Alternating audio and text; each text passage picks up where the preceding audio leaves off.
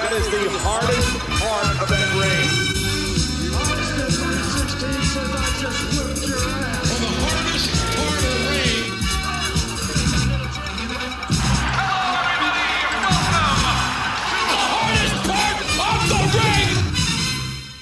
Hello and welcome to episode number 95 of Hardest Part of the Ring, the podcast where four friends get together to celebrate the wonder of professional wrestling. My name is Adam and Sam is here. Hello. John is here. Hello. And Brett isn't here. Loser. Second pod of the year. Yeah, his New Year's resolution's going well. I know. Unbelievable. What was his New Year's resolution? I can't remember. He's never going to miss a pod this year. That's what he told me in private. Oh, really? Yeah. I heard a rumour, this was on Squared Circle on Reddit, that there's a film crew over in Worthing doing a test shoot for a UK version of Ms. and Mrs. featuring Brett and Lucy. And that What is would why that he be can't called? pod. Jones and Joneses? No. Keeping Up with the Joneses. Keeping Up with the Joneses, yeah. Because Lucy's becoming such a big deal in wrestling right now, and she's becoming such a big fan. Mm-hmm. They've decided to do their own reality show featuring Harry the cat. Is Harry, isn't it? Yeah. Yep. Yeah, I'd watch. Diabetic cat. The diabetic cat that Brett has to get up at 5 a.m. every morning to inject medicine into. Oh, we shouldn't laugh, but it has totally funny. scuppered lots of Brett's plans. The trouble is, we have to edit out, because you can hear it crying in the background of the podcast. We have to edit out so Brett doesn't sound like he's abusing his cat. Yeah, I think it's called meowing. I think that's the technical term. You know, to be fair, we've never actually seen him give this medicine to this cat. He may be abusing it and then just feeding us a line. Oh, like that, like Munchausen by proxy syndrome, you know, when you make your kid sick. Yeah. Munchausen by proxy syndrome. Yeah, I know about that. Let's start that rumour. Brett abuses his cat. Cat abuser Brett. I like it. Done. Last week, we talked about New Japan Pro Wrestling Wrestle Kingdom 14, which was a great kickoff to the year, even though I sort of struggled to warm up for it. But I feel very much warmed up now, and we're going to be talking about NXT UK Takeover Blackpool 2. And I have to be honest, I was actually more excited before watching this than I was before Wrestle Kingdom. Ooh. Yeah, but you're a noted anti-Japan wrestler fan. I just hate anything that's not English.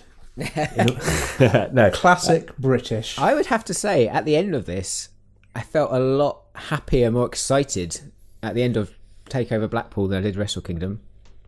Yeah, there you go. I think this had a very strong ending. I think it was a very good event overall. Yeah, it was really Spoilers good. for later. I think... It's the kind of thing... Oh, go on, Adam. No, you go. I say it's the kind of thing when you're watching it, you sit there and you're like, could I just cut out all shit wrestling and just watch like the good stuff? Yeah. Yeah. Because this was the good stuff, wasn't it? But yeah, I was how also would you like, do that? could all pay-per-views just be 2.5 hours long, please? A huge exactly. benefit. Yeah, that is clearly why I was such a big fan. When I turned it on the network and saw it was that length, I was delighted. I think wrestling's got a length problem, hasn't it? I think. I mean, some of us have to learn how to cope with a length problem. I was throwing it up there. I was hoping someone was going to make a dick joke, and I was like, "Go on, guys, you go at it." But yeah, well, I was going to ask you if anybody watched it live because it kicked off at 5 p.m. It's very early, isn't it? I finished watching this about 5 minutes ago. Yeah, So we're podding slightly late because Sam hadn't managed to watch all of it yet. But Sorry. But yeah, I was quite excited on Sunday because I've suddenly realised, hold on a minute, I don't need to wait till Monday to watch. I can watch this later. And then I thought, I can watch this live. And then got on with my day and then usual time, sort of sat down for some wrestling and then realised it had actually kicked off at 5. But, you know, cool. I mean, I hope they do more of these events and do them slightly more regularly because it'd be nice to watch some live wrestling. But yeah, I feel very much back in the swing of things now. Yeah, and, definitely. Very excited, and we can talk about the whole event after this short break. Oh, wait a minute. He's going for it on the apron, the hardest part of the ring, and both superstars down on the outside. NXT UK Takeover Blackpool 2. I think we should be honest for any newer listeners to say that none of us watch NXT UK on a regular basis, or even on a semi-regular basis. When's the last time you watched any? Probably NXT Takeover, whatever the last one was. I think I did try and watch a few. I watched a few episodes after that, but then fell out of it. And I will make the same promise at the end of this episode. But I'm going to watch NXT UK moving forward, and I'll probably do it for a couple of weeks, and then Yeah. So basically, we're not going to be able to offer up the same kind of context and unrivaled expertise that we do on every other episode of Hardest Part of the Ring.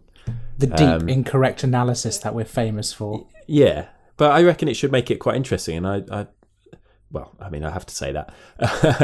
But regular NXT UK fans will no doubt end up shouting at us when we get stuff wrong. But I imagine there are a lot of people who aren't watching it weekly and have just tuned in for this. So, yeah, be interesting to hear everybody's thoughts.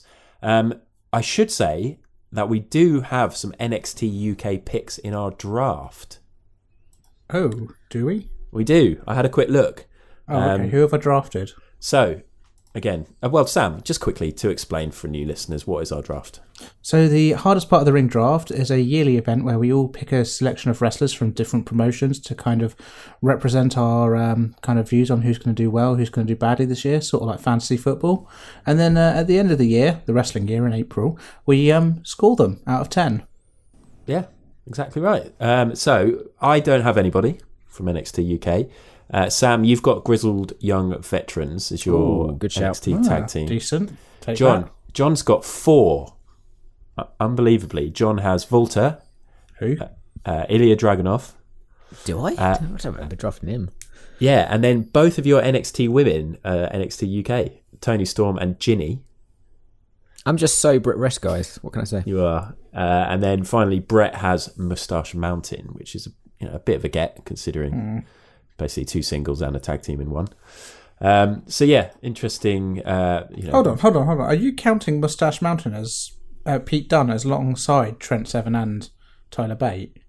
No. This is where your lack of Brit Rest knowledge shines through, Sam. Pete Dunne's never been part of Moustache Mountain. The fuck? British Strong Style. Oh, well. But I thought you said that he had 3 there. If we rewind the tape, I'm sure you said there were 3 wrestlers involved, which is why I got confused. What, for Brett? Yeah. Probably. I probably got it wrong. Yeah, that's what I do. I make mistakes. I'm going to look forward to the edit on this to find out if it was my lack of knowledge or your talking. Let's say we're all idiots and move on. I mean, we could just end the pod there. That's kind of... No more episodes, guys. Nailed it. Should we just slag off Brett's cat? Yes. Subject? Yeah. Fucking Harry. Give him some sugar next time I see him. Back to what we're supposed to be talking about. This was the 3rd NXT UK takeover. The first one was in Blackpool and the second was in Cardiff.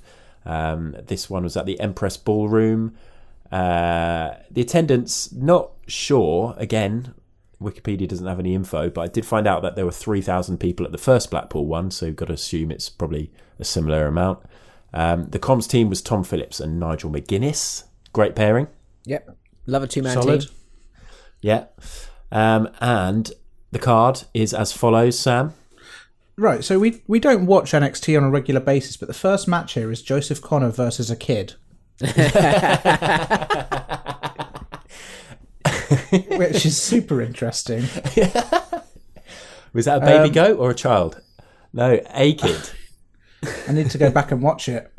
So we had Joseph Connor nearly spoiled it. Joseph Connors versus a kid. You can spoil it. I reckon you can spoil the pre-show. Nobody cares about that. Okay, Joseph Connor beat up a kid. Yeah. Dave Mastiff defeated Cassius Ohno. Yeah, Cassius Ohno's still wrestling. On the main card, we had Eddie Dennis versus Trent Seven. We had the NXT UK Women's Championship, a triple threat of Toni Storm, Kaylee Ray, and Piper Niven. We had Tyler Bate versus Jordan Devlin. We had a 4-man tag team ladder match for the NXT UK tag teams titles. That was Gallus versus Imperium versus Grizzled Young Vets versus Mark Andrews and Flash Morgan Webster. And then finally for the main event, we had the NXT UK Championship of Walter versus Joe Coffey. We did indeed. And because there were only 5 matches, we thought we'd go a bit old school, take it match by match like we used to on our old pay-per-view reviews, rather than focusing on key matches and stuff like that. Because it was only 2.5 hours, so why the hell not? So the first match was Eddie Dennis versus Trent Seven. Decent enough match to kick things off. Do you reckon, John? Yeah, good opener. Like, it's quite fast. It was short, which I think helped. There's some brutal bits in it, like especially the Razor's Edge to the outside. That looked nasty. Razor's Edge is one of my all-time favourite moves as well. I love that move. Yeah, cool. Eddie Dennis, I think he's in a bit of a weird position at the moment. Well, kind of interesting to see what they do with him, because obviously he's like the Progress champ at the moment, isn't he? So that's quite a big deal. I mean, it's the biggest promotion in the UK, certainly, and be interested to see whether from here he gets a bit of a push. Obviously Trent is called the stalwart of British wrestling. Everyone loves him. He loses pretty much all except for. Is that because Sam doesn't love? You don't like Trent Seven? He's a fat Enzo Amore. Oh, mate! Wow, brutal! Wow! I was like, I just thought you actually were legit clearing your throat then, and we were going to have to chop that out, but you just wanted to get that little jab in there. Yep. Anyway, that's thrown you, John. Yeah, it'd be interesting to see whether this means he's now going to get a bit of a push, because you kind of think, I don't know whether would Progress want their champion to be quite high up the NXT UK sort of roster, as it were, or do you reckon they're happy for him to be? I don't think it matters what Progress would want, if you know what I mean. I think WWE will just decide everything.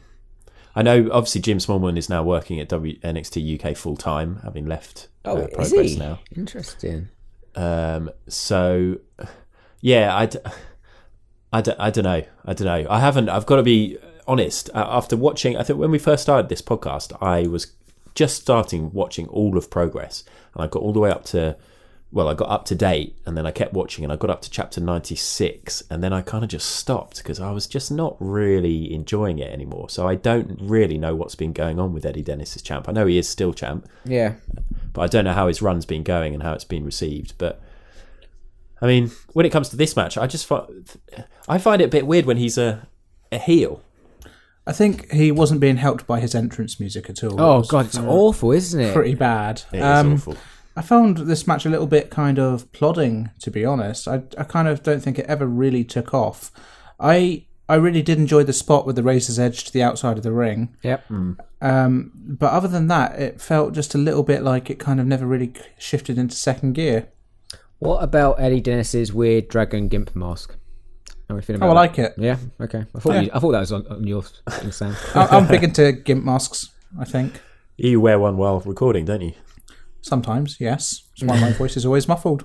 Yeah, we always have to get you to take that like bit thing out of your mouth, because otherwise, yeah, the ball gag doesn't really work for podcasting. But so after this match, Sam, are you still not a fan of Trent? Just win you over?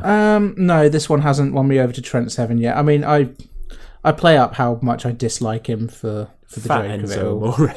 God. But I mean, I don't get Trent Seven, and I love comedy wrestling. I just I don't feel like I find him very funny. I mean, maybe it's just a specific taste thing, but this wasn't the match to win me over for him. And Eddie Dennis, I really like Eddie Dennis as a wrestler, and he was great when he was on the pod as well. Friend of the pod. Friend of the pod, even though we kind of gave him incorrect questions and pissed him off in a quiz. Yeah, he hates us, but we can still call him our friend. I feel like kind of maybe this match could have done with another 5 minutes or something, or just kind of a little bit more going on, because it just, for me, never really kicked into high gear. Oh, I quite like the fact it was short and snappy. Yeah, me too. I take it was short. I don't think it was snappy, though. It felt kind of laboured, is what I got from it. I thought it was a good start, and I thought the crowd were really into it. A good atmosphere throughout, and I loved Dennis's shows of strength. There was a lot of sort of strength work that he was having to do with Trent. He's a very strong person for a very lanky man. Yeah, he doesn't look it, does it, when you look at him? But he does something. I remember that match he had with Mastiff. Was it at the first takeover, probably? Yeah, I think so. Yeah, was that the last man standing or the tables match or something? It has some weird stipulation. I can't remember what. But the strength in that was insane, because Mastiff is just a big block of meat. He is, yes. He's a living thwomp. Yeah, but yeah, I just don't think I'll ever sort of be able to get behind Eddie Dennis as a heel. just prefer him when he's a fun-loving face, personally. No, I don't mind him as a heel. I think that's kind of one of the other things for us, is that kind of like knowing sort of how he's gotten into wrestling and the whole kind of former teacher thing. It's sort of hard to dislike him. Yeah. I'm not sure. I wasn't as into this match as you guys, but kind of it was passable, I think. Okay. All right, well, let's move on to the next match then, which was the triple threat for the NXT UK Women's Championship between Toni Storm, Kaylee Ray and Piper Niven. Firstly, Piper's entrance music is pretty damn good. Really metal. I don't remember it, actually. I skipped it. I liked it. Oh. She's just really come. cool. She's had Bell's palsy, hasn't she? Yes. Yes. Yes. She has. So that sucks. Did you see Jim Ross tweeting support for her? Yeah, I did. Yeah, that was nice. Yeah, pretty cool. But I was a big fan of this match, and mostly because one of the early notes I made was I really liked the hot start, and I love that all three of the women were involved from the off. And then that just kept going. Literally for the whole match, all three of them were involved. There was no, somebody lying on the floor whilst there was a bit of one-on-one. That's a good point. Usually in a triple threat, one of them will get knocked out and spend most of it out by the ring somewhere. But yeah, you're right, everyone was involved. This was my match of the night for me. I thought this was bloody amazing. Like, really? There was a bit near the end, like in the middle sequence, where it started with Niven and Storm sort of with chairs, and then they turned on Kaylee Ray, and then from there was just like dive to the outside, a cannonball to the outside, and Ray nearly sort of jumped into the front row. There was Niven hit a destroyer, then Storm hit the Storm O, and then there was a crazy pin, and oh man, I was out of my seat. My heart was racing. It was phenomenal. Wow, I mean, I really liked it, but I wouldn't say it was match of the night. It'd probably maybe even like third for me, but I thought it was decent. Of a great night. I enjoyed it. I think kind of Kaylee Ray is really coming into her own as the NXT UK Women's Champ. I think that's kind of good to see, because I wasn't convinced by her when she won the title. Yeah, I'm on the same boat with that, but her in-ring stuff is phenomenal, I think. Yeah. Yeah. She looks mean as well. She's got like a really mean face, like I wouldn't mess with her at all. I feel like maybe the NXT Women's Division, kind of all I've ever seen of it seems to be Toni Storm and whoever Toni Storm is fighting. And I think kind of it'd be good to see it kind of expanded a little bit out. So I got the impression from the videos beforehand, though, that she'd been away for a while. So I think that's just going off watching takeovers, perhaps. I think she's been off TV, whether that was just a break or an injury or something. So I'm guessing that if you're a regular watcher, that wouldn't necessarily be the case. But I mean, she's no doubt the biggest star. Oh, okay, yeah, cool. Well, yeah, I mean, there's our first example of our lack of knowledge of NXT UK. I say first. Mean, to be fair, like kind of we saw her at Survivor Series, didn't we? But it was kind of a bit of a cameo, really. Yeah, very true. I have to say, it was great seeing Niven. Like, I love watching her wrestle. She's so fast and agile. Oh, I think she's great. Oh my god, the start with her when she was doing her cannonballs, the one where she sort of went into the steps. That looked nasty. She looked like she really took a few big bumps in this. And I don't know if she was either she was selling really well or she was legitimately hurt a couple of times, but it looked nasty. But I just thought generally the whole, and I think this is a theme across all of the matches, apart from potentially the first one we just discussed, they were all booked really well and had loads of good sort of narrative throughout. But this one, with the whole friendship between Toni Storm and Piper Niven, and like you said, John, when they teamed up with the chairs, they just kept the storytelling going throughout the whole match, and I thought it was really fluid, the whole thing. Yeah, I thought it was dynamite, this match. Not AEW dynamite. You're not allowed to say that. Yeah, sorry. Okay, so on to the next match, the third match, which was Jordan Devlin versus Tyler Bate. All right. Now we're talking about maybe the best match of the night. This was good. Yes. This was very, very good. So good. So I went into this match kind of a little bit sceptical of your, I'm going to call it love affair with Jordan Devlin, Adam. Okay. Really? You're not on board with the Devils? I wasn't at all, and I was kind of... Would you, if you were in that crowd, would you have been one of the people shouting shit Finn Balor because I hate that chant. I actually think I would have been, but just because I get caught up in crowds very easily, I'm just very easily influenced. Yeah, I saw you at that Britain First rally. the things you were shouting. You caught me. No, How the fuck did he know I was there? I went in kind of expecting it not to be a good match or kind of a bit of a walkover. And by the end of it, I was actually annoyed that Devlin didn't go over. I thought it was a really good match, and I think kind of he deserved the rub there because what's Tyler Bate defeating Jordan Devlin, who's pretty much further down the card from him? Yeah, that's interesting, actually. Again, it's tough to know without fully... You're right, yeah, we don't have the benefit of the context of story, so... I would say these two are sort of vying for the number one contender spot. Certainly, but you can't give that back to Tyler Bate, can you? I mean, he's already had like a 1 hour epic with Walter. Can you not? Did you see like the crowd reacting to him? He is over like Rover. That's the thing. It's no bad thing if Tyler Bate ends up having another match with Walter, is it? I just think they need to build out the brand a bit more. But yes, I mean, kind of Tyler Bate's amazing. He has great matches. But yeah, I thought kind of this would have done wonders for Jordan Devlin. I think it did. I think it probably did anyway. I know what you mean. I do know what you mean. But for me, this was close to being like a perfect match.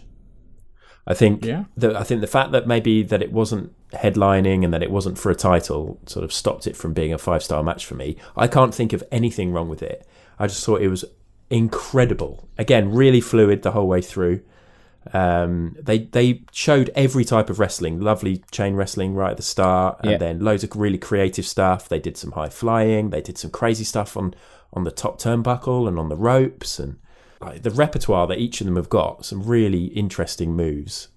We saw stuff we'd seen before, but with extra different spins on it. I just thought it was so good throughout. I was just saying, I really love the bits where there was a bit where Tyler Bate launched Devlin into the turnbuckle and Devlin sort of flipped over, like hit it so hard, flipped over onto the outside. That was such a excellent selling. And I do love a bit where both people go for a crossbody and they hit each other. I love that spot. I don't know why. Yes.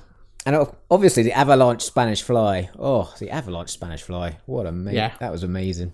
Yeah. It was really good. I think kind of the thing I really love watching about Tyler Bate is similar to kind of Okada in that he is so good at building a match to a kind of a point where by the end of it everyone is on the edge of their seats and like kind of absolutely can't wait to see what happens next. Yeah, that's a good point actually. He's really good at that. And what was interesting with this, because obviously they showed some video highlights from the first UK tournament and seeing young Tyler Bate. Yeah. And then seeing him like before this match and after this match sort of like gearing up the crowd, like really owning that sort of ring space, like this is mine, like just commanding the crowd. It was amazing. It's like a Charmander and a Charizard. It's just... Oh, we'll take your word for that one. I agree. Actually, that's one thing I used to think was lacking a little bit of Tyler Bate. Was a little bit of charisma right in the early days, but he's got that. He's built up his kind of cockiness a little bit, and it works really well for him. And he's built up his body as well. Yeah, that point when he did the military press. Oh. And I'm just looking at him like, wow, people can look like statues. That's amazing. I mean, it helps that they're both very small men, but still, I mean, he's basically lifting up somebody who's the same size as him, which is not going to be an easy thing to do, especially with the press, as you said, like that. Yeah.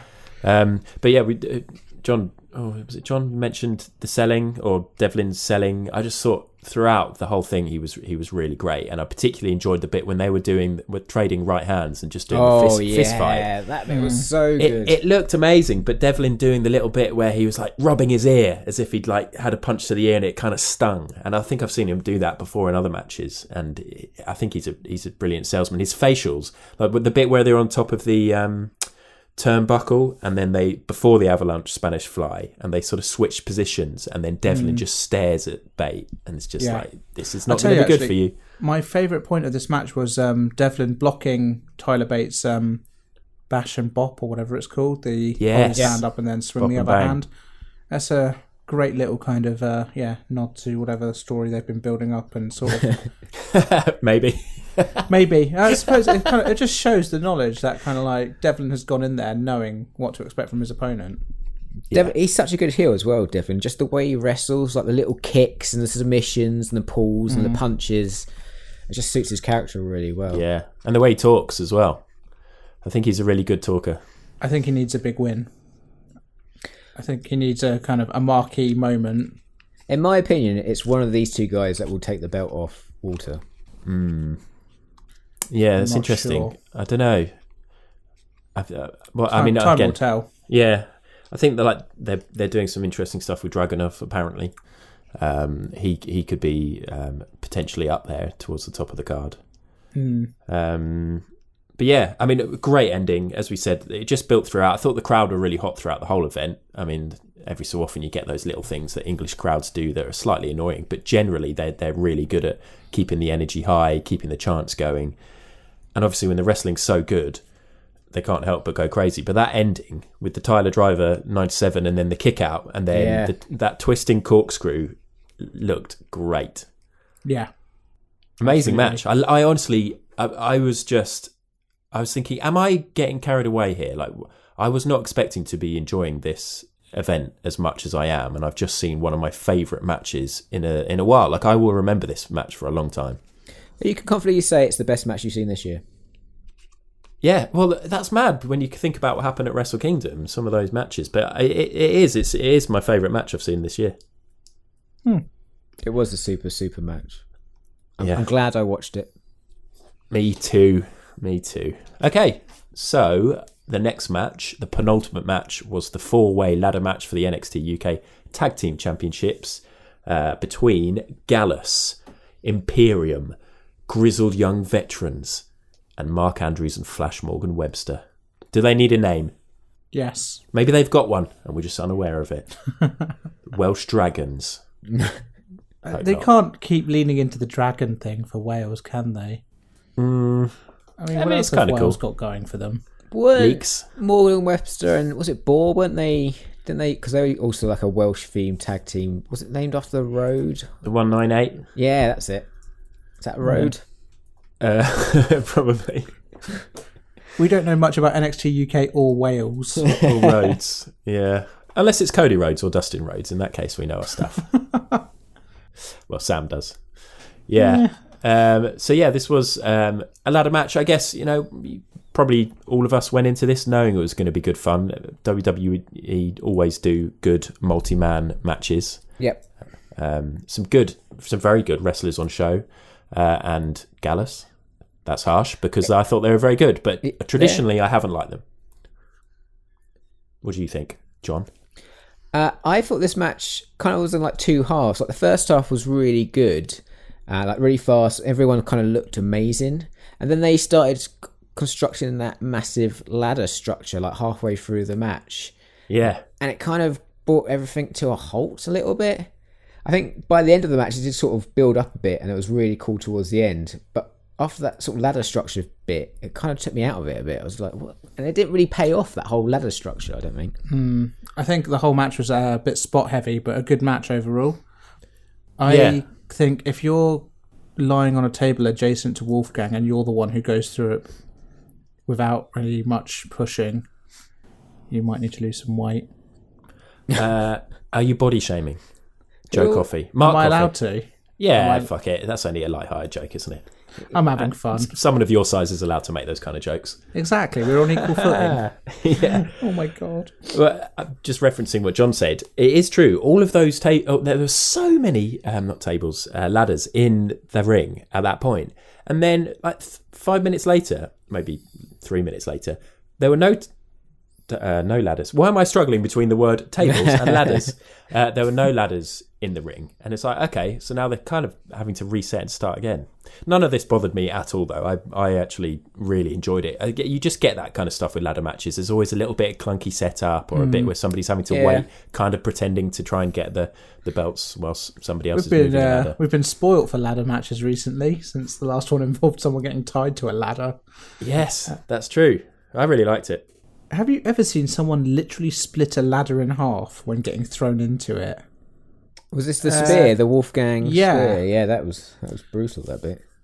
Yeah. That was crazy. It just broke so perfectly. I was just thinking, they've got a step ladder now. That's kind of cool. There were some bonker spots, like the bit where Morgan Webster and Andrews went through the table from the ladder on top of Wolfgang was bonkers. I'm assuming that was a kind of improvised spot after the kind of Mark Coffey fell through the table. If so, that is incredible. Yeah, I mean, it was incredible good. anyway, but the fact that they thought to do that and then did it, I mean, I wonder what the like Triple H and the likes were thinking in the crowd. What the fuck are you doing? When they were going up there, I was thinking, are they going to do that kind of like suplex into the stunner spot? And I was like, no, that makes no sense because they're on the same side. But, That was amazing. Because they could easily, I guess, obviously, you had a few moments thinking, oh shit, what am I going to do now? And Mark Andrews could easily have just stayed there and just kept on like kicking Mark Coffey or something like that. But yeah, to do that. But then it just shows those two have been wrestling together for so long. They've got that trust. Those two looked amazing this match as well. I think they're probably the star performers of this match. They were phenomenal. Yeah. Especially when Andrews started like destroying the Grizzled Young Vex with a kendo stick. I've never seen someone destroy a kendo stick like that before. Yeah. God, did that make a loud sound when it smashed into them? Yeah, it really did. I think because it was already broken down the middle, it sounded so much kind of more impactful when he swung for the fences with it. Do you know who I really like these days, who I never used to at all back in the day, like the early days of Progress watching him? James Drake. Oh. Yeah, me too. When I first started seeing him, I was never a fan, but I've come around to him in a big way, I think. Yeah, the intensity that he wrestles at, I love it. And I mean, when he did that 450 splash off the ladder, that looked pretty cool in such a sort of confined space. And also he was at the end of that spot near the start where he got sort of encased in chairs, and then there were the double drop kicks. That was cool. Do we think Gallus winning was the right move, or do we think kind of maybe it would have had more credibility to put the titles on Imperium? Maybe they don't. As I say, like when you consider the ending of this takeover, it kind of it would have been a big cool if, you know, like Imperium were draped in gold and Undisputed Era. That's kind of what I'm were, thinking. Yeah, draped in gold. Yeah, that's what I was thinking. Is maybe why they don't want to do that. Maybe they've got that in NXT. One faction having all the belts. Maybe they want to sort of avoid that. Kind of going into Worlds Collide, does it not make more sense? Because now, like Adam Cole versus Walter, that's going to be, you know, Barnstormer when that happens. But Imperium versus like Undisputed Era, the tag team, is kind of be skewed in certainly Undisputed favour. I really like Imperium though. I think those two gel really well together. Yeah. They're still growing on me, but I think they're good. Yeah, no, I know. Yeah, Gallus, I was impressed by. I think we joked last week when we saw that the headline. I mean, we're going to get to this obviously in a second, but that we saw that Joe Coffey was in there headlining again, and I've just like Wolfgang is somebody. He just looks like somebody that you'd see at a wrestling event, like drinking too many pints and shouting obscenities. Whoa! Are you body shaming Wolfgang? No, I'm like hair and like style and. He does look like a wrestler you'd see in the early days of Raw. Like early 90s. Exactly. Janky tattoos. He's got some alright moves on him, but I've never really been that into him. But actually, I thought, and again, Mark Coffey's sort of vanilla to me, but I thought they were excellent. Wolfgang in the ring is phenomenal. Like some of the moves he does for a guy his size. He definitely throws his stuff around a lot. Yeah, he does. And I must say, I mean, we had the classic table match thing where they all tried to get up on the small ladder, and then eventually halfway through the match, the big ladder comes out, and you're like, here you go, classic tropes from ladder matches. How nice was it to see a small ladder prevail at the end? The belts, the belts were grabbed from a Looking small out for ladder. The small ladder, Adam. Yeah, this was a big match Good for a for small you. ladder. Yeah, well done. It just shows that anything star can performer, maybe. Anything can happen. Yeah, I think it might be. But yeah, I really enjoyed this match and thought it was an excellent tag team match. Just crazy fun. It was probably my least favourite one of the night, actually. What? Even the first one? I really enjoyed the first one. Fascinating. I enjoyed this one, don't get me wrong, I did enjoy it, but... that is the mind of Jonathan Mewett. Yeah. I just don't know where he's coming from. I'm an enigma. Is your full name Jonathan? Yes, Adam. Okay, sorry. There are people out there who are just called John, who christened John. Yeah, how long have we known each other, though? Come on. I just needed to double check. I freaked out. He should be grateful. He's never asked me if my name is Samuel. I know it is. Yeah, we all know. Yeah. Oh. Let's move on. Sorry, guys. I feel like John is now doubting our friendship. That's all right. We've got Walter versus Joseph Coffey. No, I think we need to hash this out. It's going to be a short pod. We've got no Brett. Okay, no, let's not hash this out. What is it that's left to hash out as well? Go through middle names. We're 95 episodes in and we've established our names. Nice. Fuck Harry the Cat. That's what I say. NXT UK Championship match headlined this event. And it was Volta versus Joe Coffey. And I really did try and go in with an open mind with this one. Again, I mean, the first Blackpool takeover, obviously you saw Pete Dunne, Joe Coffey. We weren't big fans of that, were we? There was a couple of weird botches. It just didn't feel like he deserved to be in that main event spot. It was okay, though. It wasn't terrible. It was okay. I mean, it was all right. It was okay. But he's just not a wrestler that any of us have been that fussed about. But I'd say after this match, he sort of deserves to be up there. And I thought he put in a really, really good performance. It felt like he went toe-to-toe with Walter in this match, which is really impressive. I mean, he pinned him for 3. Yeah, true. That was big. Yeah. What did you think, Sam? You literally finished watching it about half an hour ago. So yeah, I thought this was probably the best match of the night. Actually, kind of, it's between this and Devlin versus Bate. This was an excellent match. Kind of, I don't think I've ever seen a wrestler like Walter who uses his size so well, like just so fluidly from one move to another, and somehow makes his chops sound like a gun is going off every time. I think this is Walter at his choppy best. This match is like the best Walter chops I've seen in a long time. Actually, good lord. I think he had a good canvas to work on with Joe Coffey's front and back. Yeah, no, definitely. Like, he's got massive, big, sort of pillowy pecs, hasn't he? And that felt weird to say. He's a pillowy pecs. That's a lovely phrase. Pillowy pecs. I'd love to know the workout regime to get pillowy pecs. 10 tips to get those pillowy pecs. It's probably like just do like 100 bench presses and then eat like 7 25 Big Macs. Yeah, exactly. It's like a good mix of both.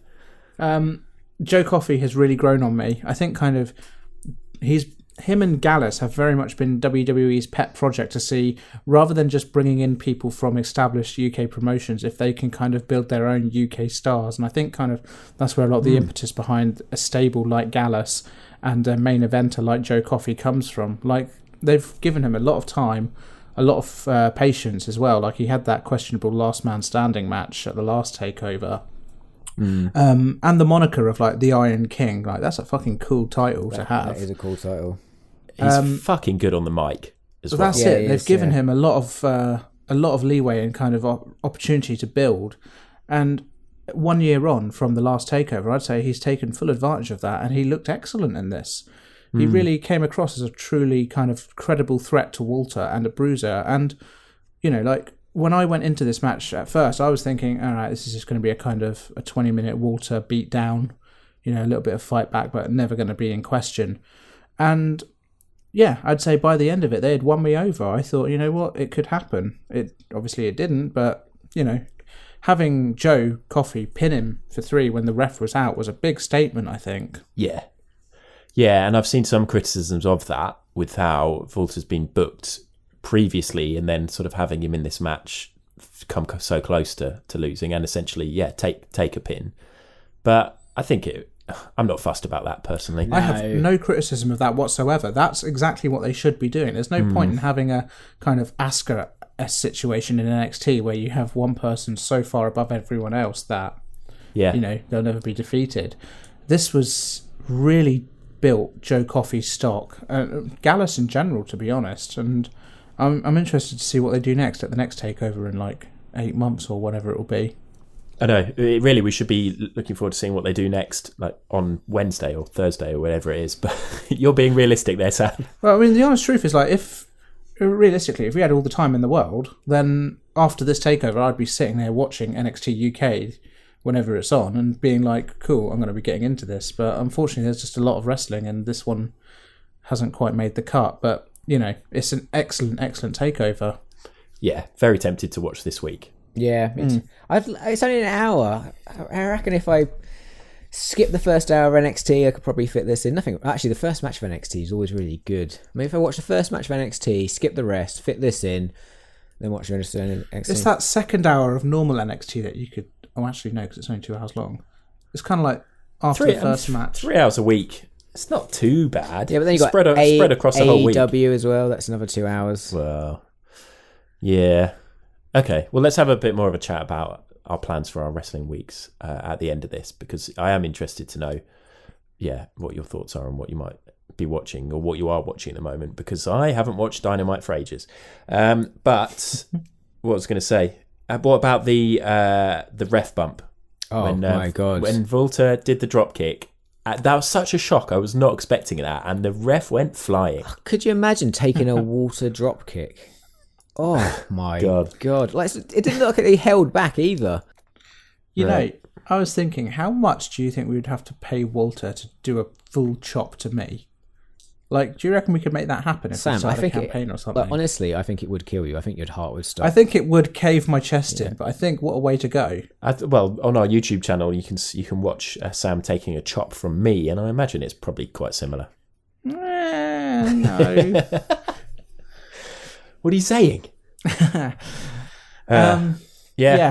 I don't know. I want to get chopped by Walter just to see kind of if it leaves a permanent indent. It's like getting a tattoo, but instantly. Yeah, you could get the Chris Jericho chest. Oh, yeah. Oh, God. Or the Kofi Kingston, maybe. Yeah.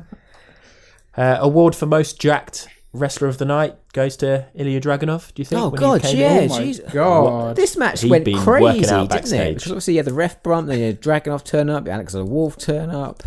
You don't really see that in Walter matches, do you? It's kind of straight down the middle. It was nice, Yeah, it was good. actually. Yeah, then there's times where there's interference in like a big title match, and you're like, oh, great, why couldn't they have just had the match? But it worked really well in this. Yep. They did a really good job with the fact that they kind of had Walter counterpin Joe Coffey whilst the ref was out, just to kind of keep it even. Otherwise, you could have made an argument for like Walter not having a legitimate win over him.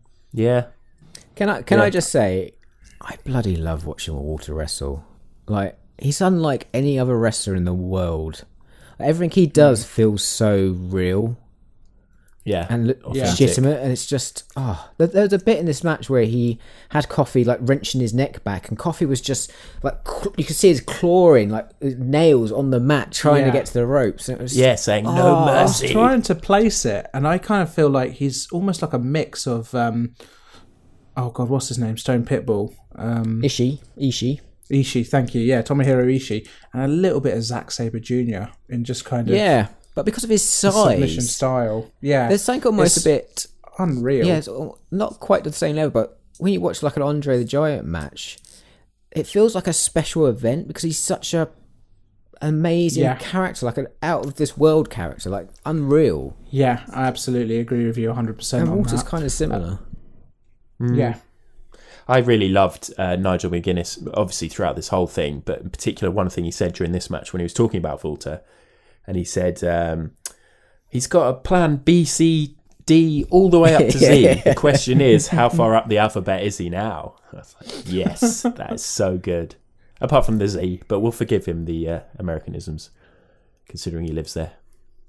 And I mean, to be honest with you, the ABC song works better when you say Z, doesn't it? It's not really a song I've done Adam recently. Adam. What do you mean? I've got a 4-year-old, so it's a song I do fairly often. Only one other time you should use Z, and that's when talking about the show Dragon Ball Z.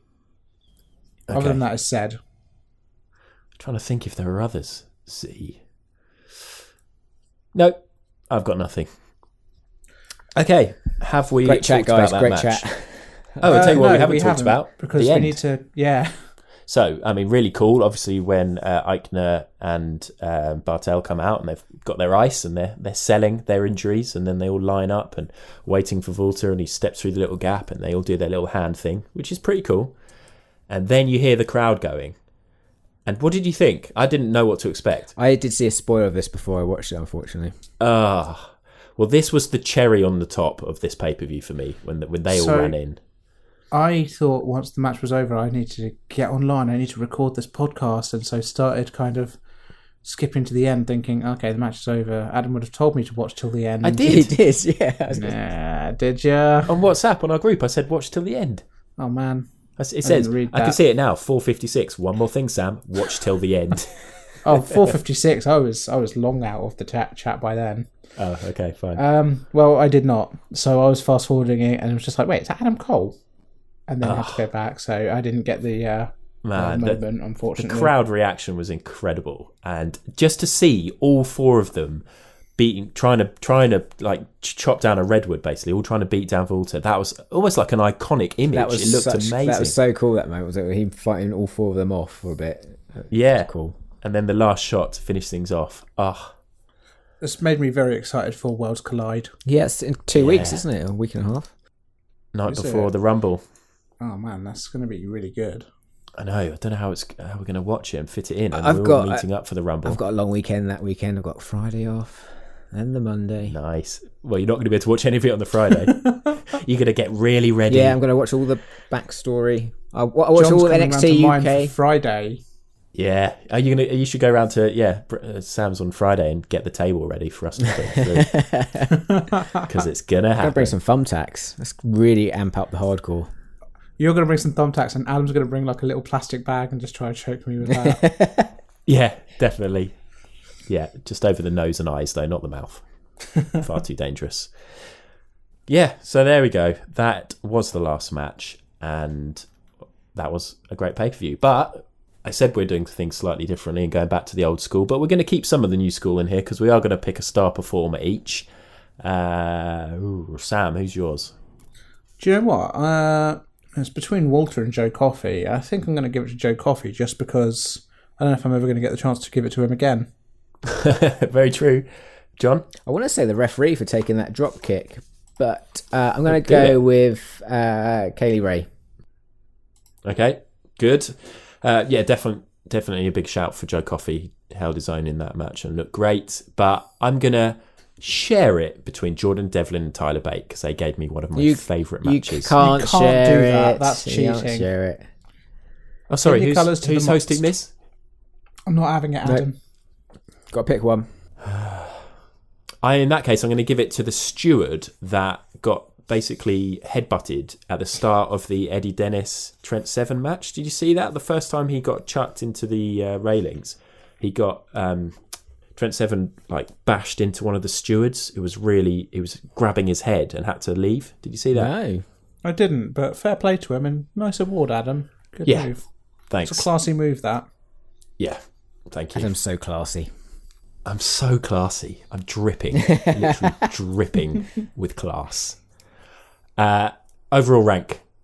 What score are we going to give this pay-per-view out of 10? This is going to be an interesting one. Let's have a look back to Takeover Blackpool. The last one got a 6.8 average. It's definitely going to beat that. The question is, by how much? John, what are you giving it? It's a new year, so I'm going to go 9. Fuck me. I really loved this. I was so happy at the end of this pay-per-view. I enjoyed every match. Good stuff, yeah. Sam? You want to go first, Adam? Okay.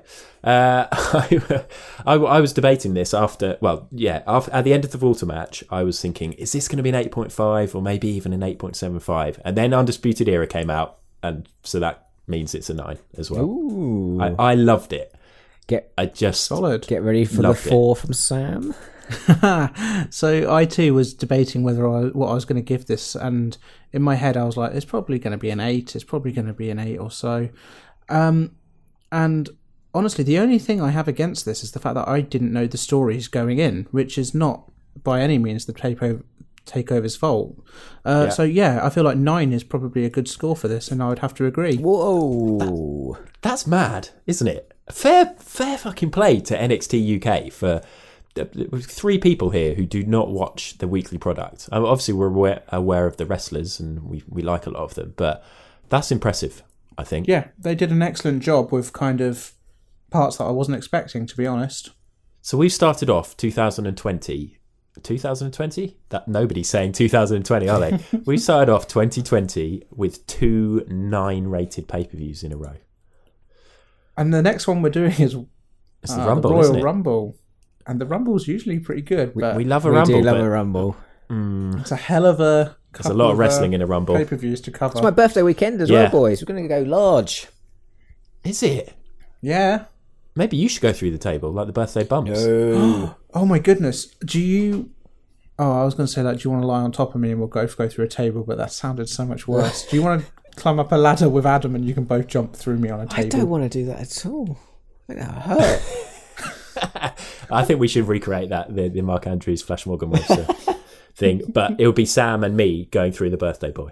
No. And you have to dress as Wolfgang. It will be Sam and me going through the birthday boy. Okay. That's my other birthday wish. That's happening on the Saturday. You'll be in no fit state on the Sunday or the Monday. Good. Okay. Wow. I'm amazed. I'm really impressed with that. I wonder what Brett thought.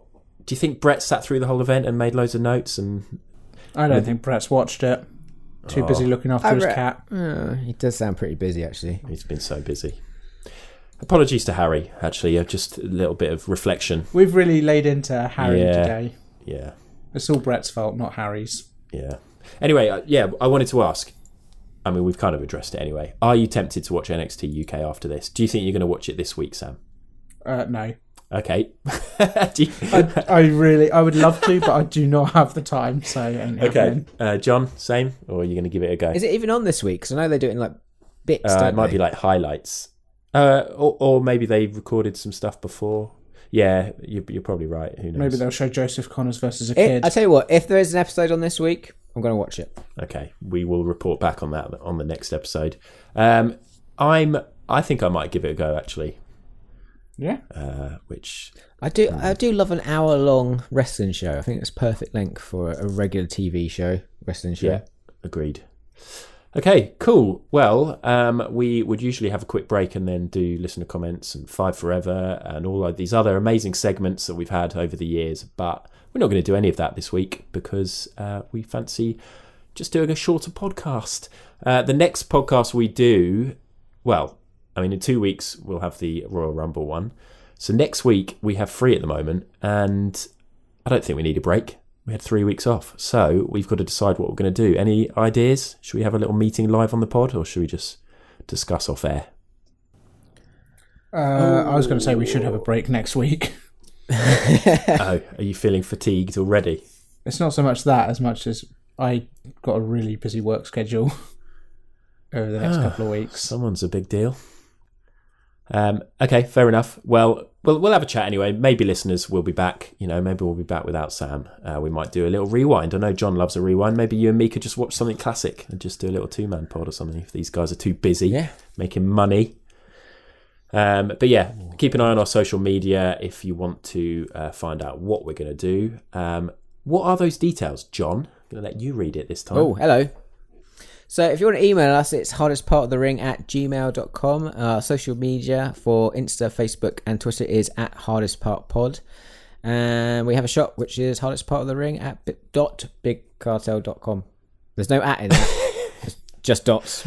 That's a shame because we usually get so many visitors to the shop each week, and we may not get as many this week. Thank you very much to everybody for listening. Thank you to you guys for taking part. Sorry again to Harry. And until next week is goodbye from me, Adam. Goodbye, Sam.